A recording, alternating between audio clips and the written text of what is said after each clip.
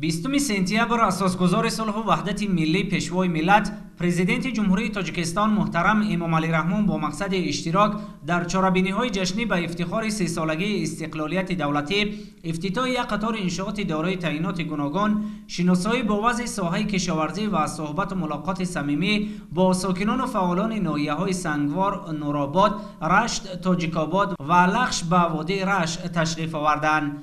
سفر کاری پرزیدنت مملکت محترم امامعلی رحمون از ناحیه سنگوار آغاز گردید.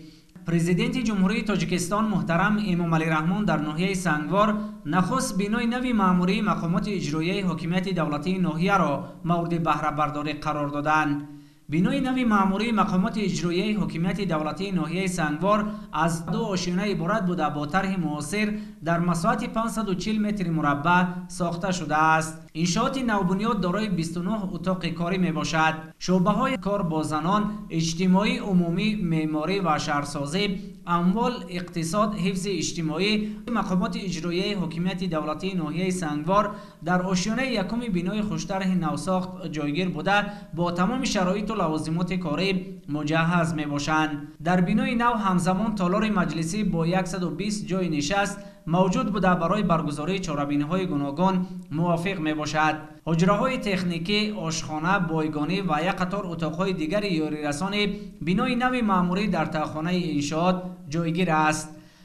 بخشیده به جشن سالگی استقلالیت دولتی جمهوری تاجیکستان در ناحیه بینای مقامات اجرایی حکومت دولتی ناحیه با تمام شرایط‌ها ساخته به استفاده داده شد. اتاق‌های کاری با تکنولوژی معاصر مجهز بوده برای کار و فعالیت تیار هستند و ما خدمتچیان دولتی در برابر همکاری‌های اساسگزار صلح و وحدت ملی پیشروی معظم ملت پرزیدنت جمهوری تاجیکستان محترم امامعلی رحمون باید که تمام سعی و کوشش خود را برای آبادی و شکوفایی تاجیکستان عزیز صرف نماییم. فرمایشگر انشاءات دیرکسیون ساختمان انشاءات حکومتی دستگاه اجرایی پرزیدنت جمهوری تاجیکستان بوده لایحه آن از جانب کارخانه واحد دولتی جمهوریوی پژوهشگاه لایحه کشی نورآفر تهیه گردیده است. کارهای ساختمانی و پیمانکاری را در بینای نوی مقامات اجرایی حکومت دولتی ناحیه سنگوار متخصصان جمعیت دارای مسئولیت محدود بیدک با سطح و صفت بلند و جوابگو به طلبات و معیارهای معاصر انجام دادند.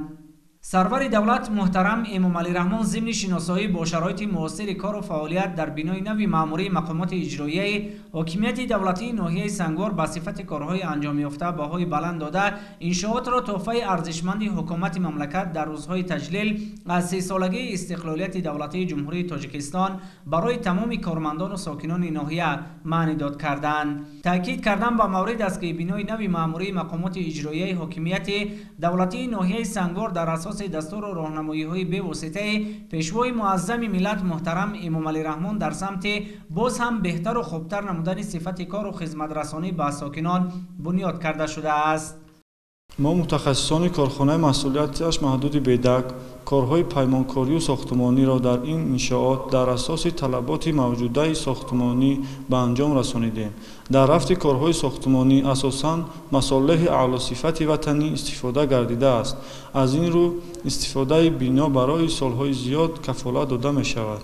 با مقصد تامین گرمی حجره‌های کاری بینای معموری در فصل زمستان در نزد انشاءات نقطه مخصوص گرمیدهی ساخته شده است که توسط انگشت فعالیت می‌نماید.